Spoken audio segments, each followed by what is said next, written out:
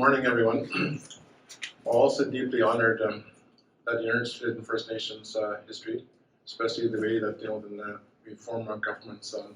Jeremy has asked me to speak on what are the principles of our nationhood, Anishinaabe nationhood. There's actually 7 principles that we normally use for our description of who we are as people. So I just wanted to start off by doing that. I just want to emphasize a number of things before I go. Words are important. Words matter. Just like on English law, every word matters. Every word, means something. Anishinaabe words, same thing. The word itself is there, but there's also two versions of our languages. The languages of the original people before the Europeans arrived here, and the languages that we adapted to reflect the English language in the modern times. So there's 2 layers of Anishinaabe languages that we have. But our traditional ceremonial languages are the ones that from the oral history project and that far back. So that's why it matters what work matter. Because language also comes from there. The language for our people is important because it's our language. So for us, I think it's important that the words are really, really important in our language. They're actually various sentences. I'll give you an example. The word Anishinaabe is a term that we use for ourselves to describe into the nation. Anishinaabe. But what does Anishinaabe mean?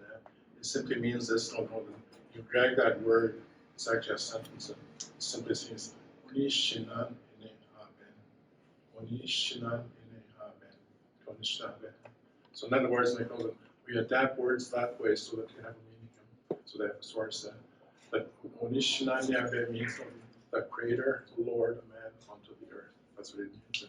So that's the original word of our people, so that's why we call it Anishinaabe. Ojibway is a branch word, was given to us, there's of course other names that we're having now. But Anishinaabe is a word that we don't use. So I think words are important in that regard because the pronunciations, the words, that's why the original languages of our people are important. That's why the elders are important, because they can still pronounce the words properly. Because so I think that's important. Because I say this with caution, because the young people say to us, well, if I don't speak the language, if I don't know the language, then I can't understand our history. No, as long as you understand that our source of history comes from our languages, comes from our own teachings, not from the English side. So I think it's important to remember that. So that's why, at the time of the treaty making process, we had ceremonies at that particular time, to remember that the nations as well.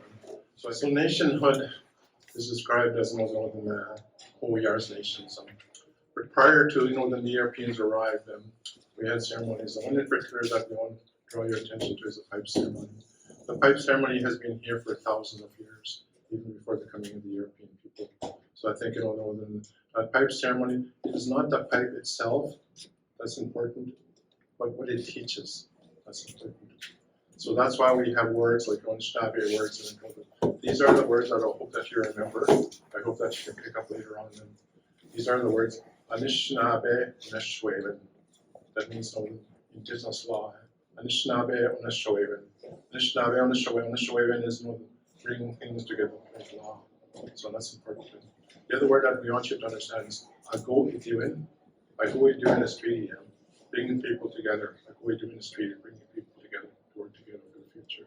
That's what Ago-Idiwin means. So the other word that I want you to remember is in our languages, Inakwenigewin. Inakwenigewin, Ibakwenigewin, Inakwenigewin. There's 3 words, okay? That's the meaning, okay?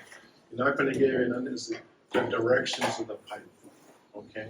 If you ever see an elder talking with this pipe ceremony, he'll point that pipe in certain directions. Those are referred as Inakwenigewin. So if you're going to understand what is nationhood from our perspective, you have to understand the languages of our people, the ceremonies of our people. See, the reason why we're here now today, we're trying to understand who we are as First Nations people. There's a number of things that happened in the history of Canada, of course. I'm not going to go back to the original history about the Indian Act or resolutions that come from residential schools, but I'm going to talk about the recent Supreme Court decision, especially the Delgamo case. It's a Supreme Court decision. The Supreme Court of our law recognized the oral history of our people, the ceremonies of our people, the teachings of our people, the connection to our people. So that delegamo case is a supreme law that recognizes the oral history. So that's why now we can use oral history in our talks. The second part is the Federal Court of Appeal judges, after that decision was made, came to Canada here in Manitoba, talked to elders, and I unfortunately was one of them. They wanted to know, what is this oral history in a court of law? They wanted to understand what that means. So at the end of 4 days, in our meeting with the 8 judges, the Federal Court of Appeal judges, the Chief Justice simply got up and said this: law in Canada has always been interpreted from 2 sources. Civil law because of French, common law because of English. Now he said Indigenous law is now coming onto the scene. The reason why I'm saying this, is to qualify why it's necessary to understand the First Nations peoples are and their laws, their nationhood, why they come from top nations. So if the academics can recognize us, because at the beginning of the Treaty Commission, we assembled some of the best academics in Western Canada to tell us what is that in written that you know about our people. And at the end of 4 days, they simply told us the history of your people, our people, First Nations people, is always being written by somebody else. That somebody else is not Western thought, English language. They simply told us it's your turn as Indigenous people to tell your story from your perspective through your languages and through your own writings. So the last 20 years has been a balance now. The Western side, the legal side, and also from our side to talk about our history as well. So I think that's why it's important. Okay.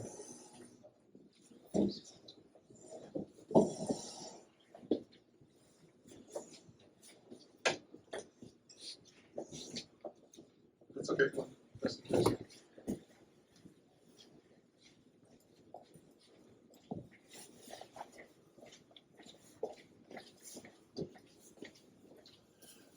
What I'm trying to point out is what the elders have been telling us for a long, long time.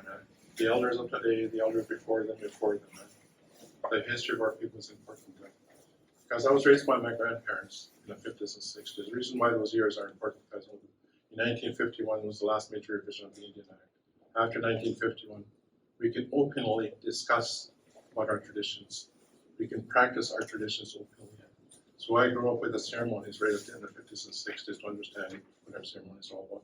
Because before 1951, it was against policy, it was against government law to practice our traditions. So it's all applied before then. So in 1951, when I was growing up, we became, a source of who we are as well. So my grandparents raised me, but my grandmother was born in 1880. She was, the daughter of, the gambler, the treaty negotiator in Treaty 4. And what she often told us about, is the language is important. She said to us, her father, part of that negotiation, simply said this: there's people from other countries, other places of the world that are going to come and settle here. We need to understand who we are as First Nations people, because there's going to be a bunch of them now, from all over the world to come and settle them. We have to protect our languages. We have to protect who we are. At the same time, we have to understand who they are. In other words, there has to be a balance because they also predicted that particular time already. This over-immigration process is going to be happening at that particular time. They're going to develop their own laws, their own customs, their own constitution, based on their own perspectives. So in other words, ours will not be important. So I think that's why my grandmother often told me this: the language of our people is important. That's why I can speak my language fluently, do my ceremonies fluently, do our traditions the way they are now. So that's why that concept of nationhood is very important from that perspective. So in other words, the perspective of that nationhood, in our description, doesn't come from the English side. It doesn't come from the Western law. It comes from our own Anishinaabe and Ojibway. That's why those words are important. Anishinaabe and Ojibway, Agoidiwin, Nakwanegewin, Dibakwanegewin. Those words are very important Anishinaabe words because they all mean something. If you ever watch very closely how an elder smokes his pipe, it's not so much about smoking the pipe, the smoke that you see, but the directions that he points the pipe. You have to watch very carefully. In other words, the ones I really favor is the ones that point the pipe in 7 sacred directions. 1 upwards to acknowledge there's only one creator for us, our belief system. That's where our creation stories come from. Our stories come from that part. We came from the stars. We came from Untuwe. So in other words, we go back that way. So our star belief system is the creation. The second most principal part is a national law. We call it this, what's called Earth, the land, the Earth laws, and the Earth itself, the water that we drink, the air that we breathe, all that is creation. Those are the three principles, the two principles that are important. You're not going to give in because he points up that way. He makes that circle, points downwards to Mother Earth. That's the reason why it points outward, because we acknowledge the Earth laws. You're not going to give in that circle is inclusive of all of us. Because in the eyes of the Creator, we're all the same, regardless how you worship the Creator. No matter how you your religion, it's all the same. So for us, in sequence, if you take a look at that story, there was creation, because we believed at one time, before the world was here, there's nothing up there, it's totally darkness, nothing was up there. Until that sound came from a distance, that sound was known as the sound of a rattle. The sound of a rattle to create creation. So that's where the creation stories come from. The four levels that comes down from Mother Earth, our stories, who we are as First Nation people. So those are very important to us, because we believe, that's the story that we came from. That's why our teachings are part of that process. Those three principles I'm talking about, the Creator, the land, and the people, that sequence. It's not what the English think they are. They thought they came first. But the real world is we came in third because it's what things were. And then there's also four directions that you often hear. Four winds, four colors, four grandmothers, four grandfathers, four plants, that kind of stuff, four stars. Those are very important because you're not going to give in as part of that process. One to the Creator, one to the land, and the circle to involve all of us. Now you go to the four directions. The first directions that we like to emphasize is the east. Before I go there, Anishinaabe words are Wabanung, Jawanung, Ngabionung, Yetnung. You notice that last sound? That last sound connects us to the spirit world. It's about the stars. So in other words, the east represents where we came from. The south represents where we come from. So all those directions represent who we are as people. So I think that's important for us. For us as Anishinaabe people, the east represents the beginning of our languages, the source of our languages, the pronunciation of our words. So that's where the words come from. That's where our language comes from. So that's why one of the principles that you have to understand as a nation is to have language. Language is one of the key foundations. The second part is the most southward, is where our teachings are. The teachings of our people, the teachings of pipe ceremonies, the teachings of the Sundance, the Daring teachings, of sweat lodges, all those teachings come from that perspective. We learn all those teachings. So by the time you get to the westward, we come we say this word very important because that's where our history comes from. Because our ancestors, our grandfathers and grandmothers told us that we came from someplace. That you have to understand where we came from. That means our history, what the Creator given to us. History is important. We didn't were created when the European people alive here, when Canada became a country. We were very much alive here before then. So we have to understand the creation of our people as well. So that's why the Ngabionung is an important word. Keeseekoowenin is the word that we use. It simply means north, but it's more than that to us. Keeseekoowenin is actually a journey in our life, whether you're given 30 years, 50 years, 80 years, or beyond to live. You have a responsibility to make that journey. So going back in summary, I just want to say this, as you watch that pipe ceremony, an elder does that, at a time of treaties, and other times as well. And this is what they said, to the Creator, to the land, to the people, to the east, to the south, west, and north, for 7 directions. Why is that important? To describe ourselves as the foundations of our principles of nationhood. You go on the English side, you go on the Western law, the European perspective. You ask yourself, what about Canada, United States, all the countries in the world? What is their source? What is their base? What is their foundation to call themselves nations? You'd be surprised.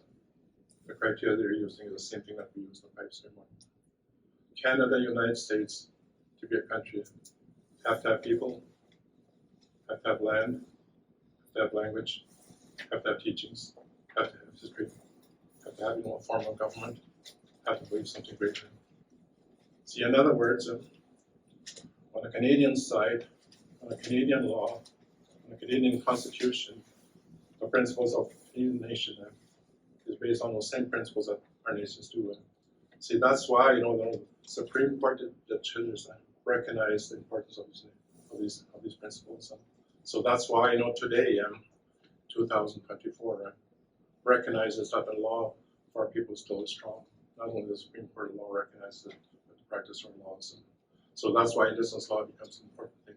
That's why now you hear about the Indigenous law practice and the fact that it's law across Canada. Some of them are great, some of them are not. And some of them are still teaching from the Western perspective. Some of them are still doing from the Western side. And for us, especially the one that we are familiar with is McGill University, where one of our friend Aaron Mills works there.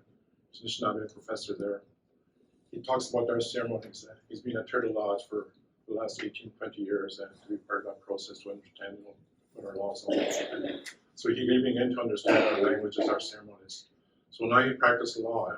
He's got a doctorate in law, in Indigenous law from the University of Victoria. He's a professor in McGill University. So he comes here, helping out with the Treaty Commissioner to do Anishinaabe law here for the last 2 summers to do that part. But the reason why I'm telling you this, because there's 2 processes that you have to understand. The Western part, and our as well as ours, there has to be a combination. That's why Ojibway was there. You have to bring those laws together to reflect our people.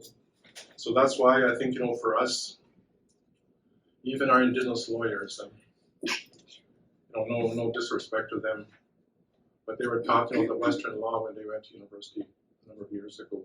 So when they provide advice to our people, it's from that perspective, that Western perspective. That Western perspective has done harm to our people. It hasn't been very good to us. That's why there's no justice for our people, because the law has been lopsided from that side. So that's why from our side as well, it's important to understand our law as well. So now that becomes a balance. Now it becomes the government now is struggling with that concept of doing what we want to do.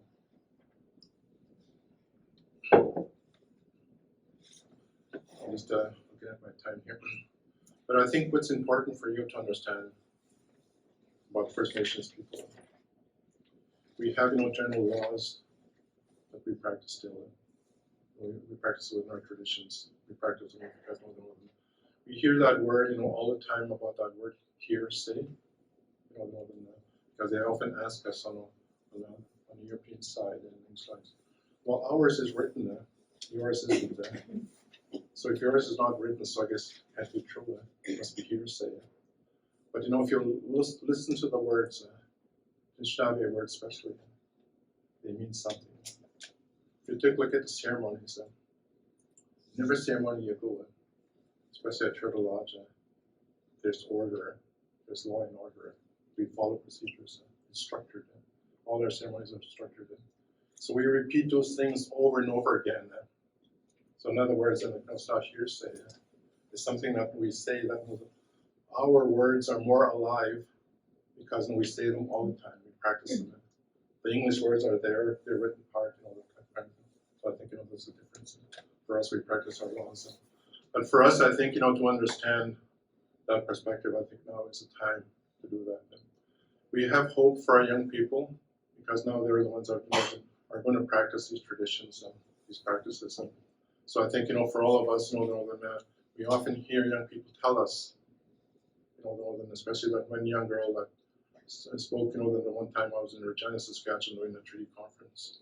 He simply said and got up and there's thousands of us, she said, Anishinaabe people, Indigenous people, are at universities now. We take note in courses what the university has to offer. We have degrees, graduated. There's law degrees, engineering, medicine, engineering, architect, all the things that the universities have to offer. We're there now, she said. The only problem with that process, she said, if we don't understand our own history, if we don't understand our own ceremonies, if we don't understand who we are as First Nations people, we're going to be the generation that's going to fast track our people into assimilation and civilization, the original thought of the government 150 years ago. You see, the challenge is there. The fear is there for us as well. Because that's the general intent of the government at one time when they established the Indian Act legislation to deny us our languages, our ceremonies, the way we do things. They established residential schools to implement that process. They did a good job, but we survived because the spirit of our elders is still there. The ceremonies of our elders are still there. The languages of our elders are still there. In fact, even today, the strength is still there. There's a lot of young people, not only here present, but elsewhere as well. They're now reaching out for them. Now they're in master programs and PhD programs. Two in particular to understand what you heard maybe last time. He's teaching what the original stories of our people, Manitoba, the original stories, the creation stories, talking about them because that's the ones that we marked for us. So in other words, we have to go backwards into that source where we've come from. So that's why that nationhood, as we describe it, is important. That's why the government today starts to recognize the importance of our people. That's why you have no First Nations people. The problem with here in Manitoba in Canada is the original intent of treaties was to bind us together, to have that one voice. But guess what happened? The federal government created reserves, right? Bunch over there. As a result of that, they think they're independent, they're not. So in other words, we need that unity to make sure that indigenous laws are followed. So that's a struggle that we have on our personal basis for First Nations people, because we have that process, and that's why we're in crisis now. But going back to the teachings of our people, those 7 sacred directions, basically, I think tells us, what the Anishinaabe on the Shawarin is all about. Anishinaabe is all about. So for us, I think it's important to provide perspective. So if you want to learn about, who we are as First Nations people, try to learn those principles, because you learn that, if anybody goes to political studies at universities, you'll understand those concepts. What they are, those 7 principles, because that's what they teach. That's what I was taught when I was in graduate school at the University of Manitoba, those principles. But it's interesting to remember that, why is it so wrong today how the government is treating us? What basis, what foundation? Because there's the word that we use, reconciliation. What does reconciliation mean to us? I like that version, as simply says that, let's sit down together, see what we can do for our people. See, that's what it's supposed to be about. That's what treaties are. So in other words, they outlawed our traditions, they outlawed our laws really at the outset, based on their own foundation. But you have to take a hard look at the Canadian Constitution. The Canadian Constitution is based on doctrine of discovery. That doctrine of discovery is based on papal bulls about Christianity. The doctrine of discovery is based on thinkers like John Locke, Thomas Hall, all those guys. Take a look at them, what they said about First Nations people. So shaping what is now North America, of course, English Canada as well. So they developed Christianity at that particular time. I might say that in bold, Christianity, the word we practice today with our religions, does not really follow the teachings of Jesus Christ. They've been adapted to something else. The power, economic, political process, they've been steered to that. Just take a look at the United States today. But I think for us, you have to take a look on the Canadian side as well. The doctrine of discovery as well is important. So I think for me, then as we look at this, because now we understand what the government is saying, and they understand where we are now. So I think now, the process that we adopted today, that's why, so 15 or 18 years ago, they established the Treaty Commission that we're part of. The Treaty Commission is to make people awareness of teaching what our treaty is all about, our nation, and all that kind of stuff. So I think, for me, the teachings of our people is important. Who we are as First Nations people, because that's where I seek my confidence in who I am as a person. I think for all of us, it's important. But I think what's even important is not only the oral history, of our people is important. But it's also the written history is important as well. Because as my grandmother would say, you understand who you are, but you also have to understand the people coming into this great country, being immigrants. You have to understand their law. So that's why it encouraged me to go to school, finish high school, went to university in my later years. To understand about the Canadian part, keeping in mind about my own traditions, balance those things. So I think, for all of us, that made that journey for all of us, and we come to recognize that there could be a balance, there could be a relationship, there could be the original spirit and intent of our treaties. It's one people. It's a great way to come together. But I think, the governments today, like, don't practice these traditions as well. But we remind them, because we have strong leadership in our chiefs, to remind the chiefs, to remind the government of our rights, not only spiritual rights, but the laws of our people. So I think then we can go to any court now and challenge the arguments that the European perspective from our side as well. Because in this very place here, Fairmont Hotel, the Supreme Court judges were there. I was fortunate to be one of them to be there when they talked about Indigenous law. So the Canadian law recognizes, the Supreme Law recognizes the importance of our laws and our customs and our traditions. So we need to implement them. We just have to practice them. So I think that's our role. So I think, for me, today's message is simply that, we do have a strong foundation, we are as nations. We do have a strong foundation of our Indigenous law, Anishinaabe law. And that's also recognized now in the courts of law. So you don't have to be afraid about talking about them and using them in our courts as well with people. They're starting to recognize that then, the system. But I think, for us, Indigenous lawyers now are shaping up, the thing from this perspective. That's why, the commissioner in the university decided to have Indigenous law course here every year, every summer, to make sure that our side is protected. But I think, for all of us, here today, I think, that we have to recognize that, what Indigenous people, the crisis that we're in now. But I think, the crisis that we have now, yeah, we simply created, but it's also the laws and the policies of the government, especially the residential schools, would affect all of us. All of us. But I think, we gain ground in that respect.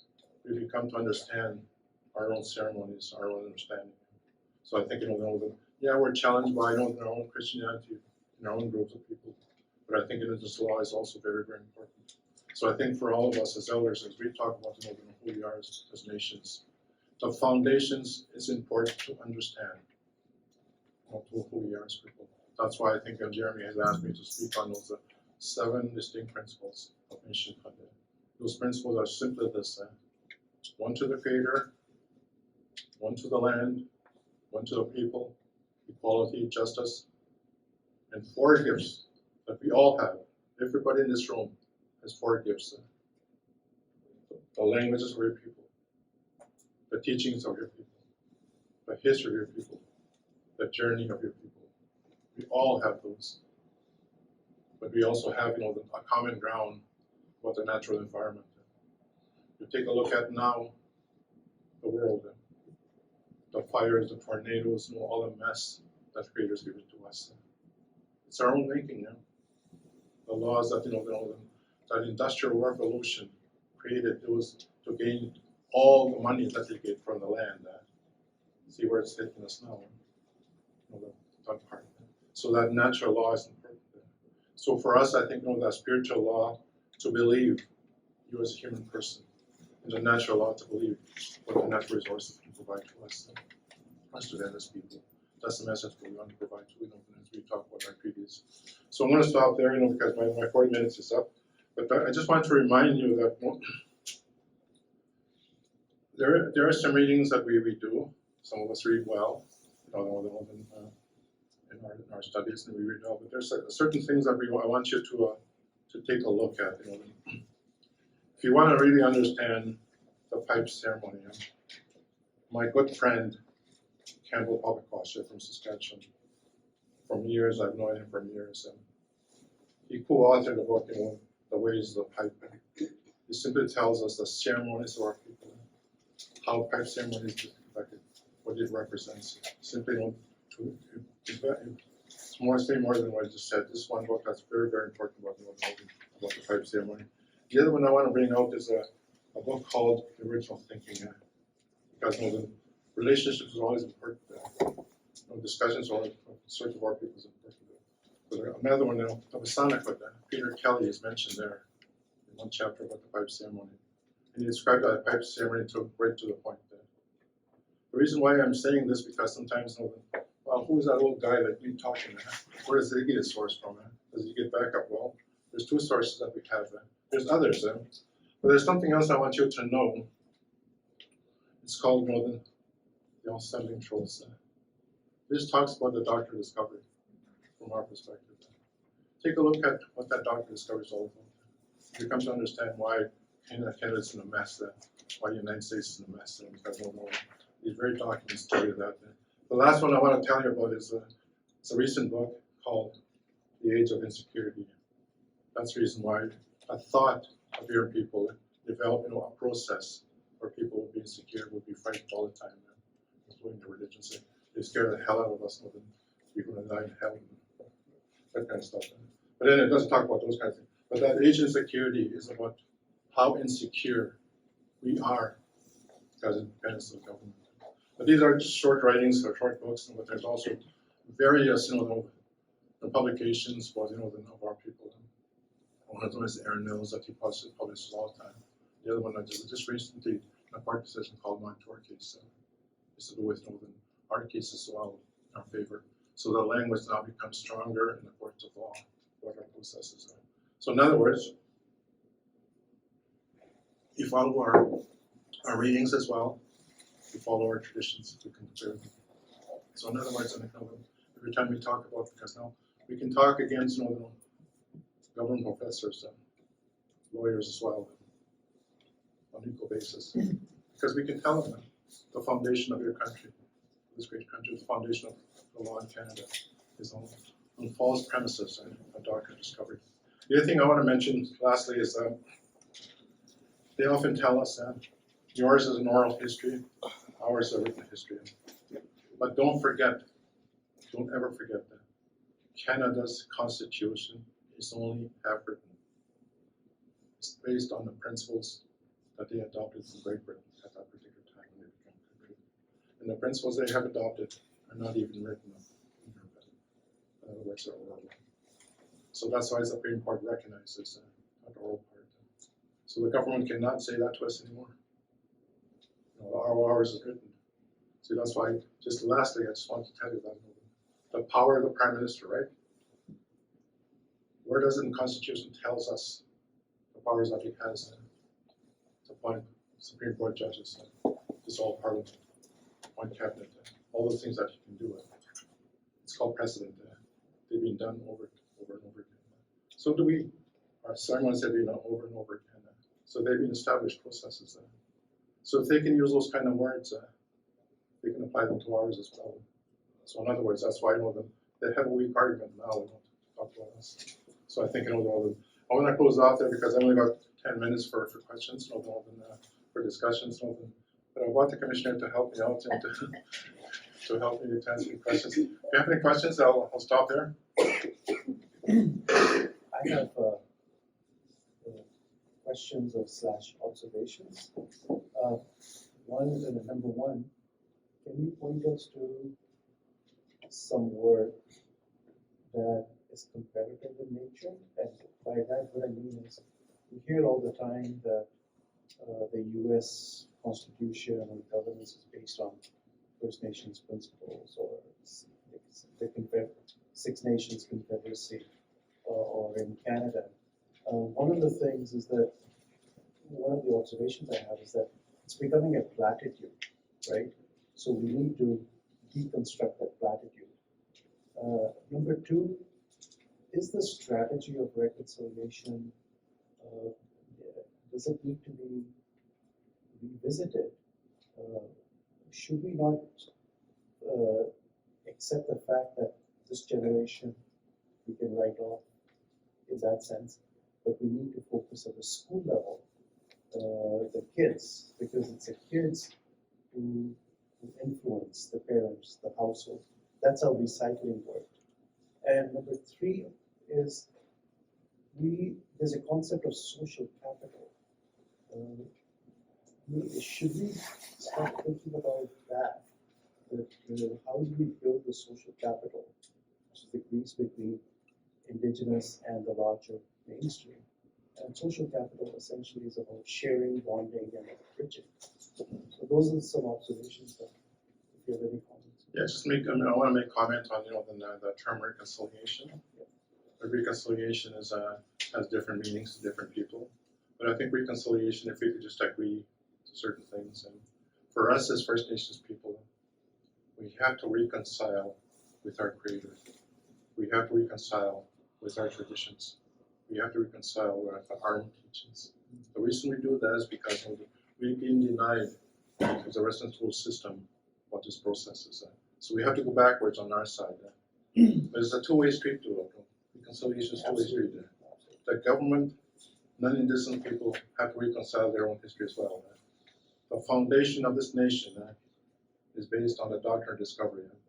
The doctrine of discovery simply is an indication to say that North America was an empty land when Europeans arrived here, because that papal bull's description of who should be Christians, because Christianity became an important process at a particular time. If you're a Christian, then you're a person.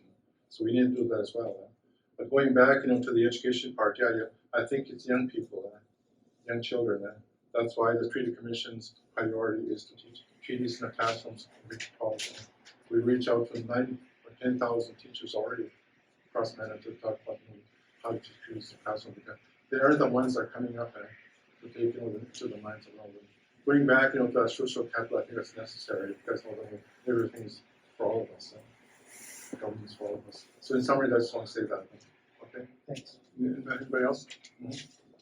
Do you have any recommendations on resources or books that would be good for children, suited for children to teach about some of these principles? Yeah, if you can, you're not a teacher, right? I work at the Children's Museum. Okay. I'll tell you the reason why, because we have a lot of our resources. We've developed, a curriculum for resources in K to 12. Then we have the resources in our office. But I can direct you to some of the people like Connie or Cynthia. You can speak to them to give you those resources. We've got lots of resources. We've developed lesson plans. We developed the processes. We developed everything to teach young people what is that to be a human person, about who we are as people. But there is resources because that's what they are here. But we develop according to teachers a curriculum from K to 12. Every lesson plan and the outcomes with it. And all the resources that are attached to it. And so I think it's there. So you just need to come here or connect with Treaty Commission and also with I think Connie and Cynthia would be the ones that are Amanda to do that. So I had a question. Do you have any workshops or anything for youth or young people to come see other than here? I think that's a real good question. Not all than that. We have to accept as a recommendation. We haven't really, but we do have some workshops. But sometimes these workshops are limited. Like this one here, because there's only one way that we advertise it. But I think yeah, you're right. There has to be a workshop for people like yourselves. We did hear number one of them was that Indigenous law, and we're creating another one this summer. Indigenous law, from our perspective, it's not only one day; it's 3 weeks. Would you be posting it on social media so young people can share it and get more information? Yes. But I think public relations is important. Like that's what you're talking about. Public awareness, public access to young people, because most of our young people don't have access to our ways of life. So, but I think but I think here these are the reason why these lunchroom series are coming active again. To bring in different speakers here to come and learn about who we are as First Nations people. But I think your question is very, very important because that's our goal, is to reach out to people like yourselves. Yeah, because going to like schools and stuff, a lot of people don't know about these resources and knowledge, so we don't have like a full understanding. It's good that you're Yes. Okay, thank you. Anybody else? Canada is increasingly a beige country. What? A beige country, right? what I mean by that is, it's changing. Mhm. There's a lot of diversity and so forth. And one of the things that I've discovered in some presentations that I've done is there's a genuine lack of awareness amongst the set, to use the word settlers or anything communities, the new ones. Are there plans for TRCM to reach out to those communities? Yeah, we do have a process with immigrant children that are new here or also ourselves here. We have a process of discussions. I'm thinking in terms of their community organizations. So Well, they can, it's up to them. We don't want to go over there and enforce them. They have to come to us. but how would they? Well, they don't go. If you, I see. Yeah. Okay, anybody else?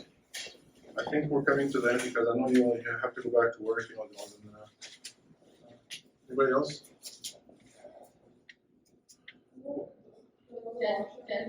But I think what's important for us is your interest. There must be a reason why you came here. For your interest to know about First Nations people. There's a reason why you came here. But there's also a reason why you should do a follow-up. Because this is only the beginning of we just shorten our presentations because we can go into detail because we have limited time. We do have workshops here all the time. In fact, we have a speakers bureau from Tree Commission office that can go into communities and have a discussion, including myself, lawyers, judges, or other people, including the commissioner himself. So we have that. So in other words, it's only to access that and it's important. So that's why we established this center for the general public to get aware of. There is First Nations people that very much alive.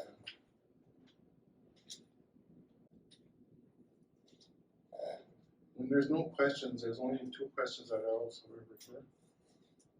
Either you didn't understand what I said, or I said everything that you wanted to know. So it's okay, with that, thank you very much.